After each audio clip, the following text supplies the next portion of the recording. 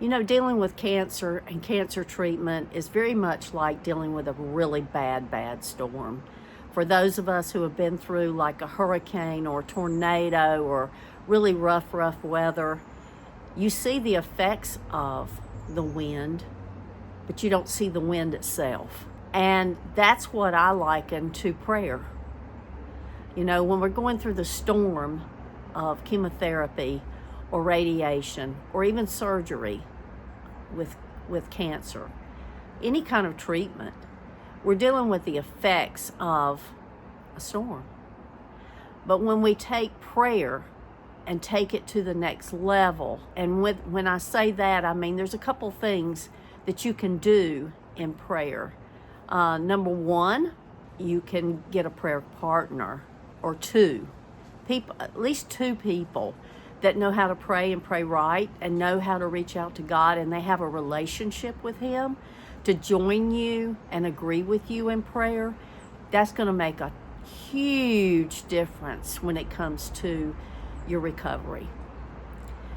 The other thing is when we learn how to pray in faith and use God's word in our prayer, because you know that He's going to agree with His word. And if you know His word and you pray His word in faith, then you know that you're praying right. And you're wondering, well, what scriptures? There's a lot of scriptures dealing with healing in God's word. First two that come to mind, of course, is 1 Peter 2:24 and Isaiah 53 verses 4 and 5. Because Jesus paid it all for you to be healed. And why not take it? Why not receive that healing? And the last thing I'd like to remind you of that just absolutely put us over the top was that my husband and I would go to my appointments, whether it was to see the oncologist or go to infusion, whatever. We would come across people that were suffering, really suffering. And one of the first persons we encountered her name was Tracy, and she came in with her mother.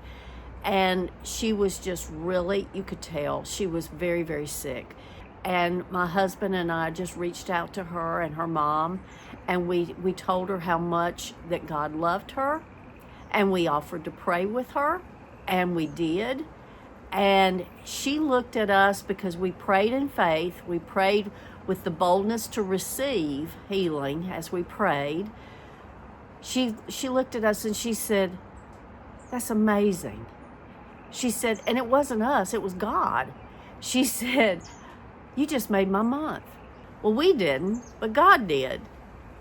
And then the second couple that I remember, Mavis and Nathan were in the infusion unit where I was about to get chemotherapy, and my husband and I always, even though it was very serious and there was people all around us, it didn't matter.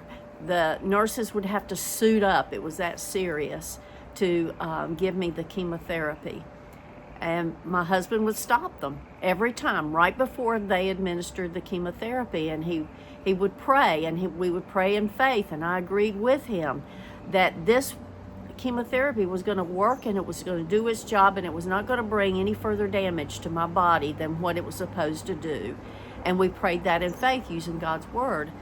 And there was a couple sitting next to us.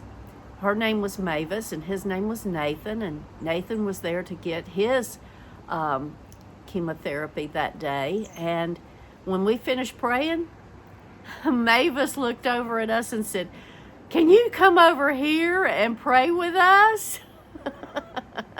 And so my husband got up and went over and prayed with them. And then there was Carol and Dave. Carol and Dave knew the word. They knew God's word. They had, knew how to pray and pray right. But sometimes we just kind of lay it down over time. And so when they heard us pray like that, she came over and she talked with us for a long time. And then she had Steve, my husband, go over there and pray with them. When you can pray with somebody else, even though you're dealing with whatever you're dealing with, if you can pray for somebody else, it makes all the difference in the world in your recovery.